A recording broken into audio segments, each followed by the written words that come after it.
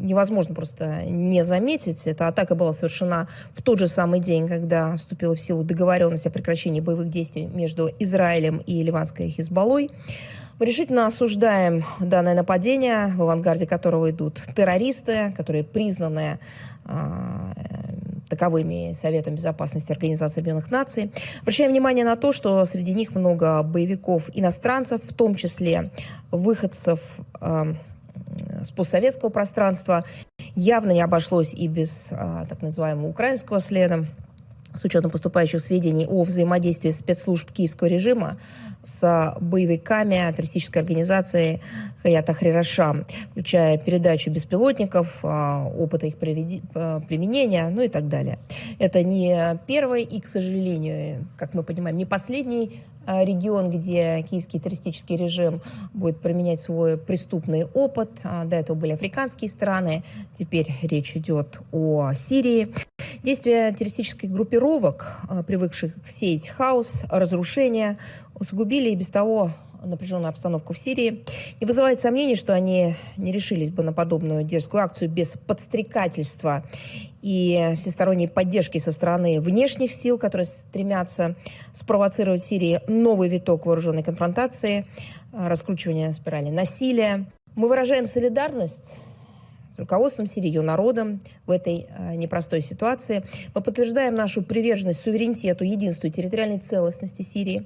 Решительно поддерживаем усилия сирийских властей по противодействию террористическим группировкам, восстановлению конституционного порядка. Активно работаем с международными партнерами в целях обеспечения скорейшей стабилизации обстановки в Сирии, прежде всего задействованием потенциала астанинского формата. Syrian rebels' capture of Aleppo from President Bashar al-Assad has brought the Syrian civil war back into focus, jolting front lines that were dormant for years. Assad's government has vowed to fight back, and Russia has launched airstrikes in support. H.A. Hellier of the Royal United Services Institute. I think he will try to crush the rebel advance in whatever way that he can. The question will be whether or not he comes to the conclusion that he won't be able to, hence he's got to engage in some sort of political process. So who is leading the rebel advance? A group called Hayat Tahrir al-Sham, or HTS, launched the campaign.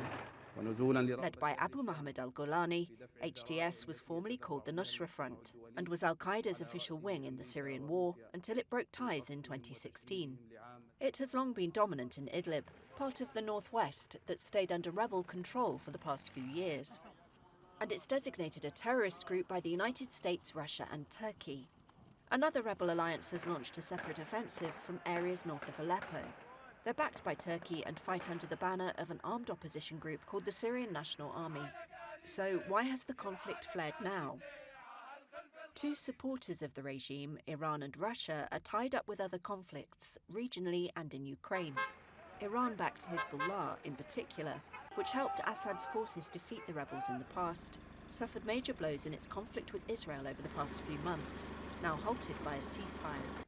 Speaking in Turkey, the head of Syria's main opposition abroad, Hadi al-Bahra, said the preparations to seize Aleppo began a year ago, but were delayed by the wars between Israel and Hamas in Gaza and Israel and Hezbollah in Lebanon. And they saw it's not good to have it while there is a war in Lebanon. So the moment there were a ceasefire in Lebanon, they found that the opportunity is good for them to start.